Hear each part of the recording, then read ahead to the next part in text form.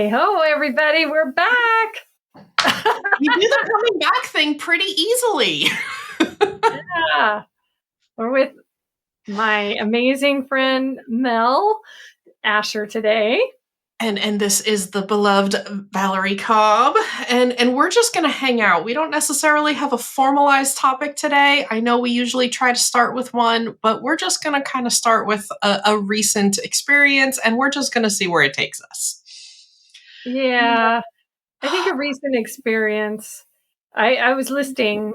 So if any of you guys feel overwhelmed, you never feel overwhelmed. And I never, I always pick up the phone and we call always Mel. know somebody who feels the negative feelings, but we ourselves never feel these ways, right? Oh, no, we never experienced what everybody else is experiencing. That was like the whole wisdom cue there.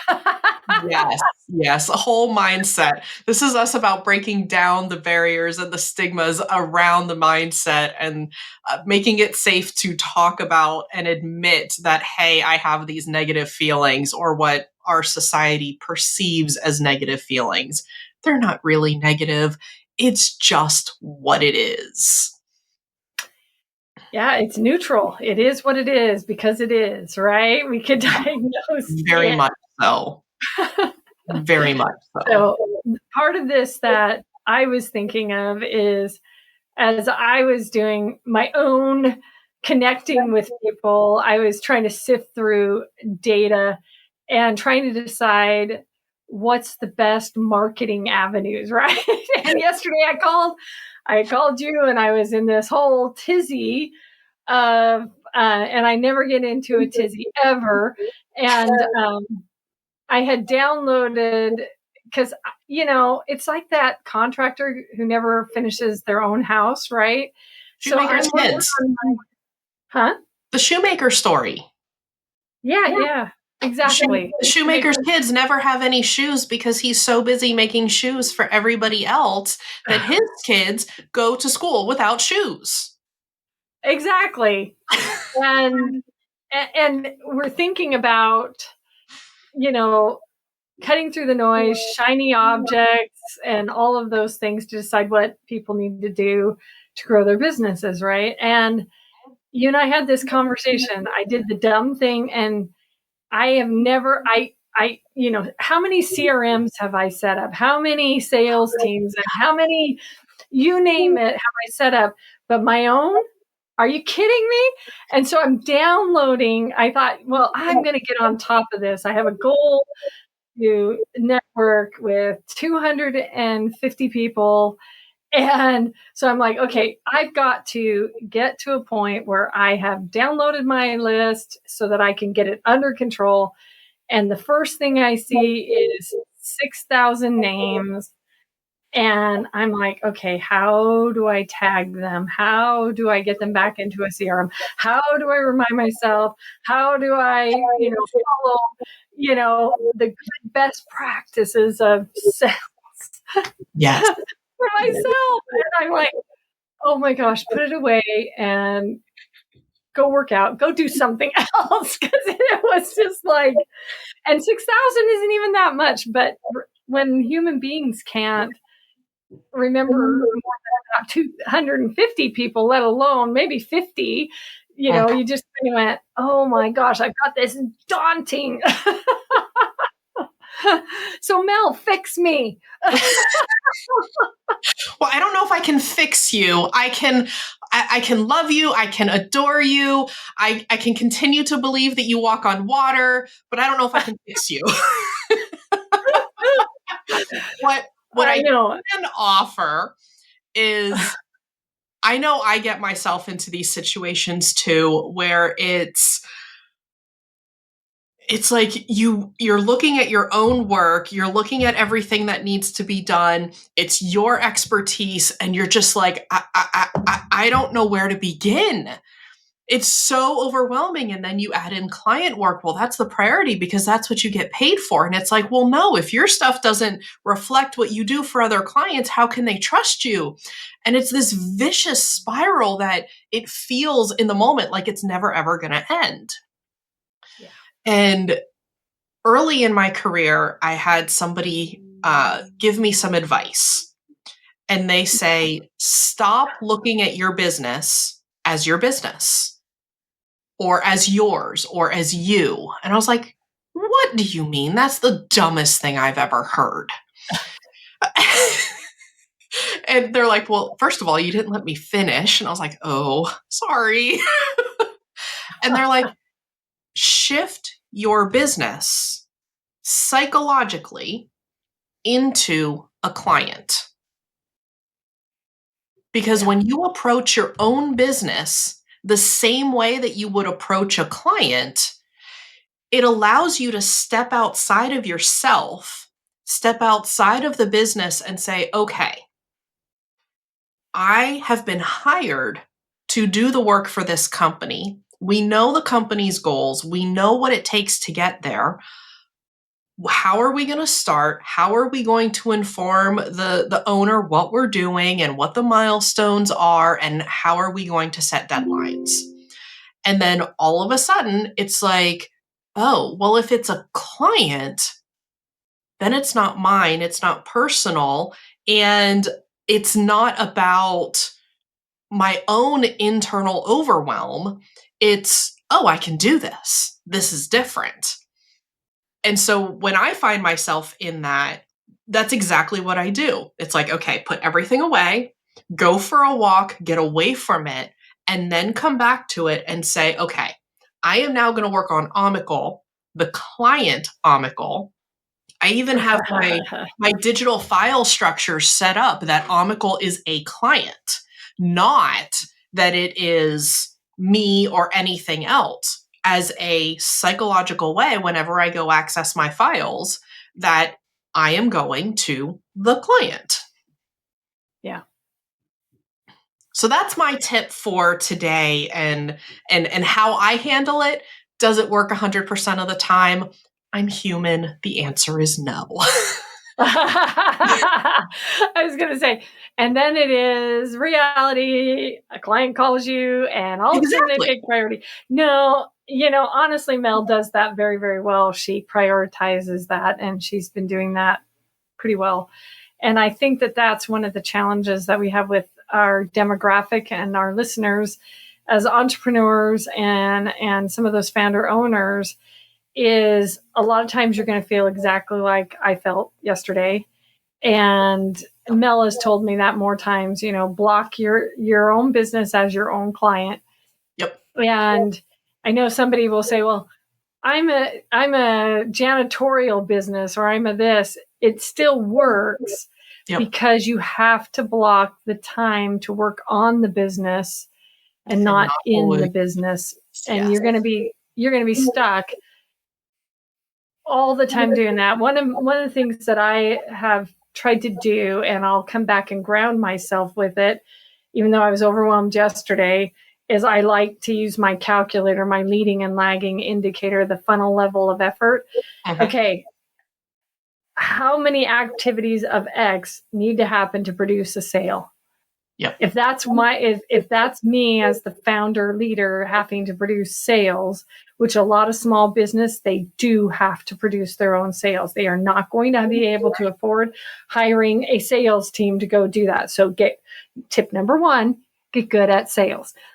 Tip number 2, get it out of your mind that sales is a 4-letter word because you're going to have to do that yourself. And tip number 3, put it into some kind of level of effort. I don't care. You can download the freebie level of effort, but what does it take to produce one sale? Because then when you have a list of 6,000, right? So you got 6,000. What does it take? Well, for me, it doesn't take much to produce one sale. So why did I need to go through 6,000? Because all of a sudden in my heart of hearts, I needed to finally get a grip on my entire lead database. That's like the dumbest thing on the planet. But of course, it was like the heavy weight last night. Exactly. And then to add on to that, sales is one of those things that typically business owners don't want to deal with. So they want to outsource it as fast as possible. And they think that in outsourcing it, somebody else is going to carry that burden. Until you've closed enough deals that you can document the process, document the answers to every possible question, a salesperson isn't going to help you. They're going to be an unnecessary expense.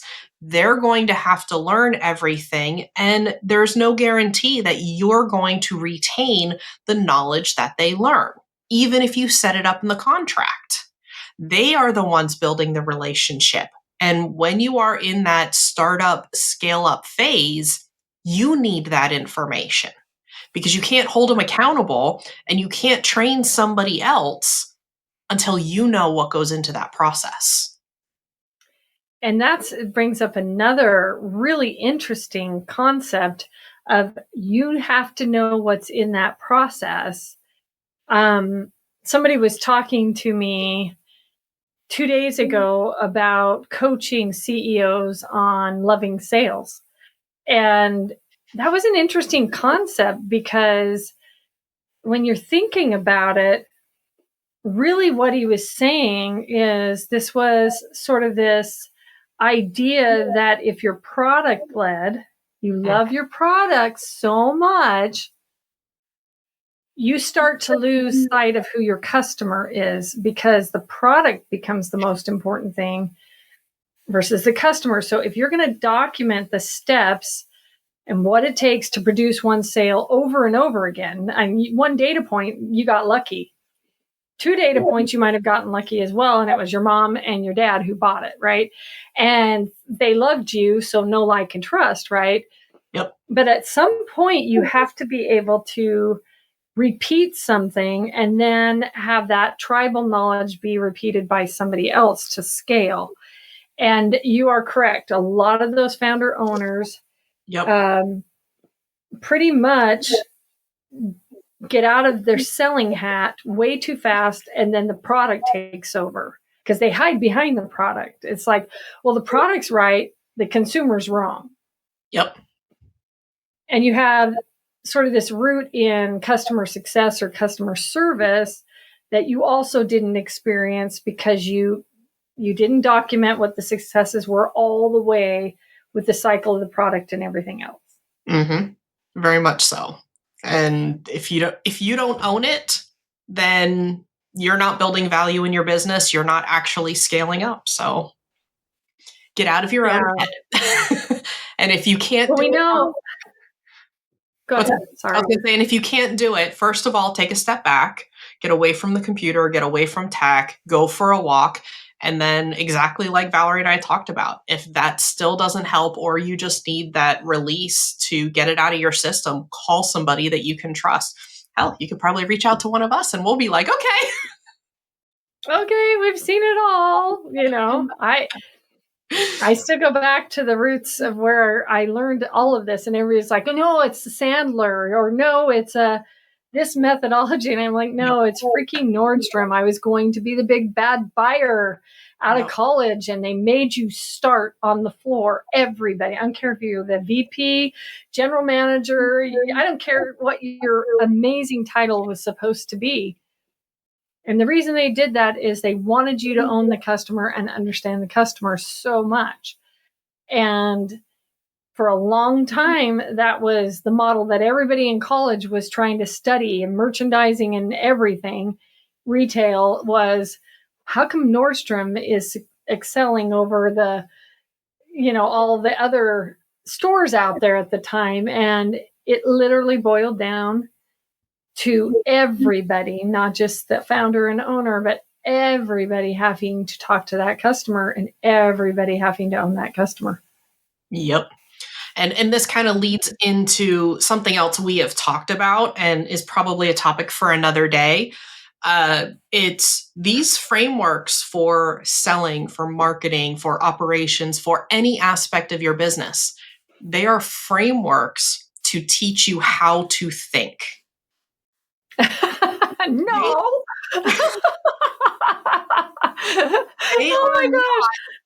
They are not etched in stone. You must follow every detail to the letter. when it does not work for your business. And the reason I bring that up is because Valerie and I know this. We both work with so many clients who try to do that, and then they get frustrated to the point where they want to explode and yell at somebody because whatever system doesn't work. It's like, okay, there's no law that says you must follow it to the letter. If it doesn't work for your industry, if it doesn't work for your company, say this part doesn't work. The framework is amazing. I want to stick to the framework, and then make the tweak to accommodate your industry, accommodate your business, your market, whatever it is. You can make that little tweak and still adhere and learn from the framework. There's no one way to do anything. Yeah. And you do need sort of a blueprint. You need a starting point, but as you get closer and closer to the customer, this concept of product versus sales led. Yep.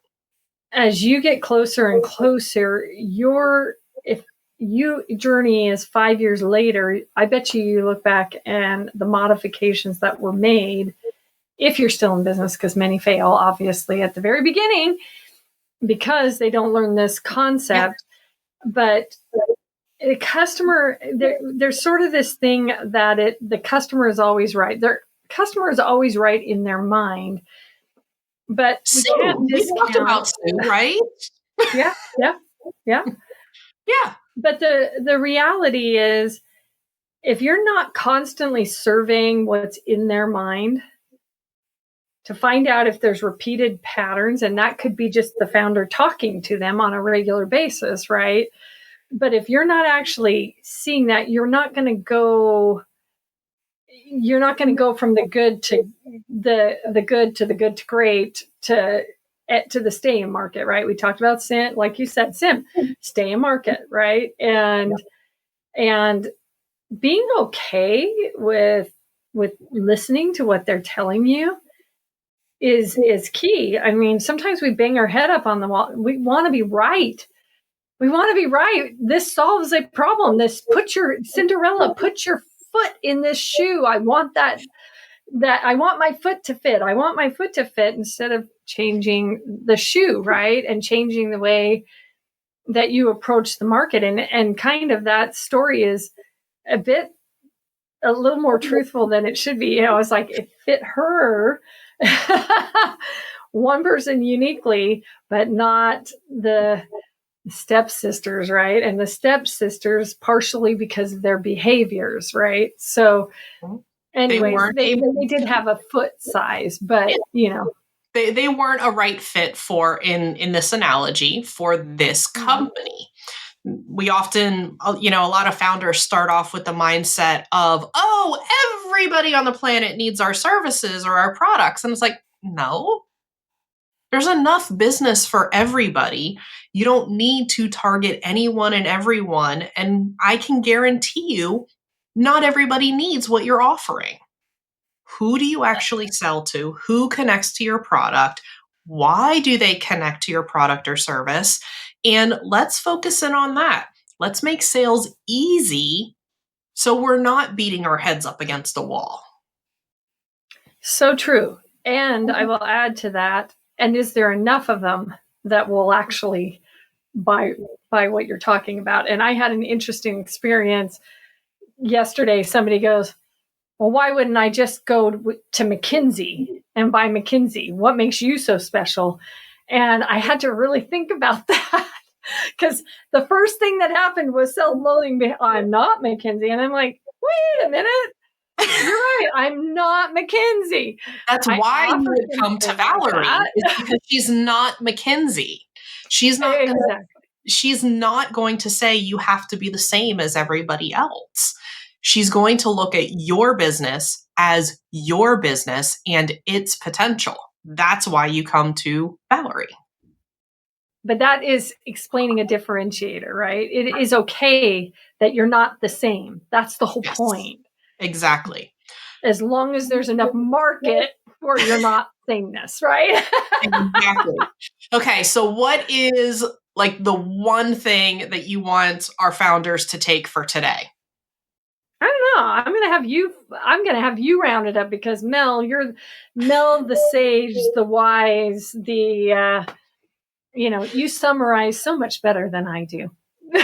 Oh, I have a fabulous line that I have been toying with. Here we go. So I've been playing with what we're building here with Mindsetaholics, and what right now one of the things I'm toying with is we're about more than mindset. What we talk about, what we promote, how we work with our clients, this is founder reality, and we make it visible. We make it a safe space. We make it